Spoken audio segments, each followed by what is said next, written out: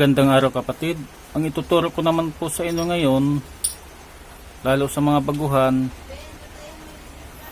ito po yung diagram na gagawin po natin kung saan ang connection sa pan motor po natin. Tingnan nyo ako kapatid, lalo na sa baguhan para matuto kayo. Ito po yung pan motor po natin. Ito po yung kapasitor po natin. Ito na po ay selector. Ito na po ay cord. Ang gagawin po natin is i-connect po kung saan po ang mga wiring. Mag-umpisa po tayo dito sa kapasitor. Idugtong po natin dito kapatid. Itong kulay yellow, idugtong po natin dito.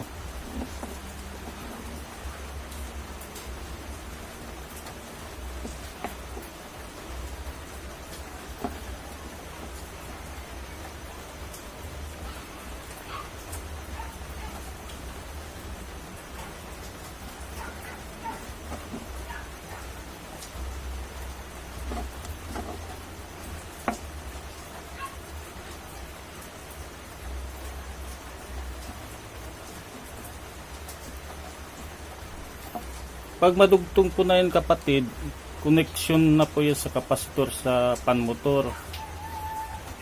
Tapos ang number 3 po dito, kulay pula po. Sa unang pagtuturo ko po sa inyo, iba-iba po yung linya. At may iba-ibang kulay po sa electric fan na mga wire. Ang number 3 po dito kapatid, ito po 3, 2, 1. Ito po 0, 1, 2, 3. Ang number 3 po kapatid, kulay pula. I-connect po natin dito sa number 3.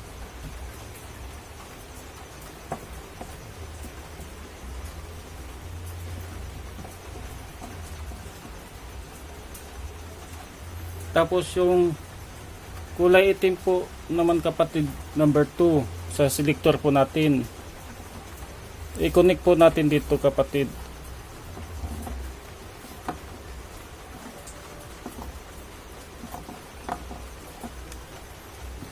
Ang number 1 po natin kapatid, kulay puti.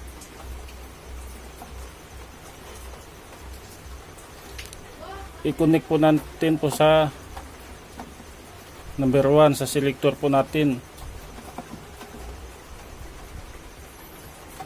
Ngayon kapatid, na-connect na po natin sa 1, 2, 3. Tapos sa kapasitor, okay na po siya, na-connect na. Ito po ang cord po natin kapatid. Ito po yung line 1, line 2. Mamili po kayo kung saan ang 1, 2 dito. Itong line 1, i-connect po natin sa wire po sa pan motor po natin. I-connect po natin. Pansinin nyo kapatid para matuto din po kayo. Lalo na po sa mga baguhan.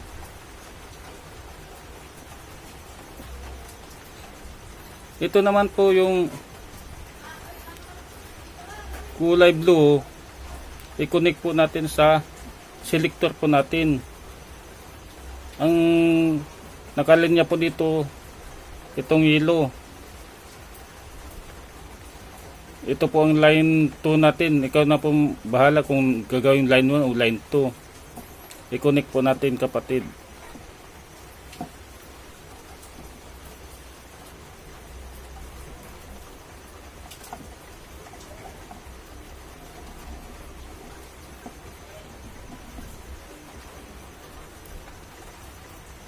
Kapatid, na-assemble na po natin yung mga diagram. Hindi na po ako gagawa po ng papel o drawing po kapatid, mas maganda po yung actual na pagtuturo.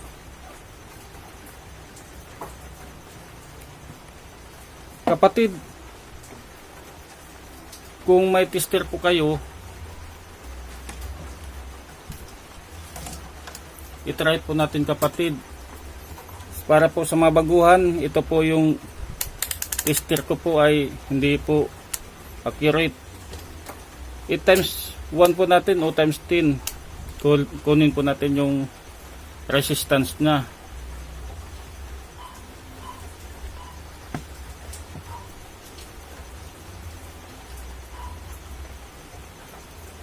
Idugtong po natin dito kapatid sa line 1 saka line 2.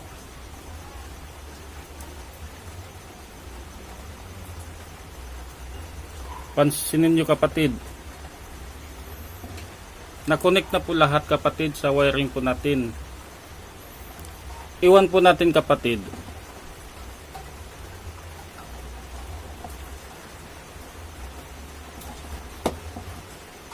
Iwan po natin sa selector. May resistance po siya kapatid. Pansinin nyo 1 na una pa sa number 2. Tingnan mo kapatid. Isilik ko sa number 2.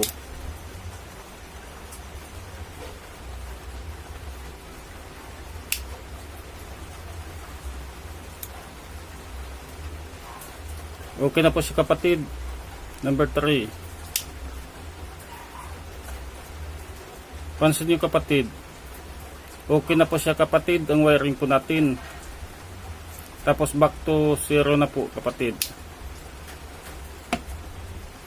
Kapatid, ayos na po yung diagram po natin. Manual po para malaman po nyo kung ano po ang koneksyon. Kapatid, maraming salamat po sa panonood sa bidyong ito. Sana may natutunan po kayo.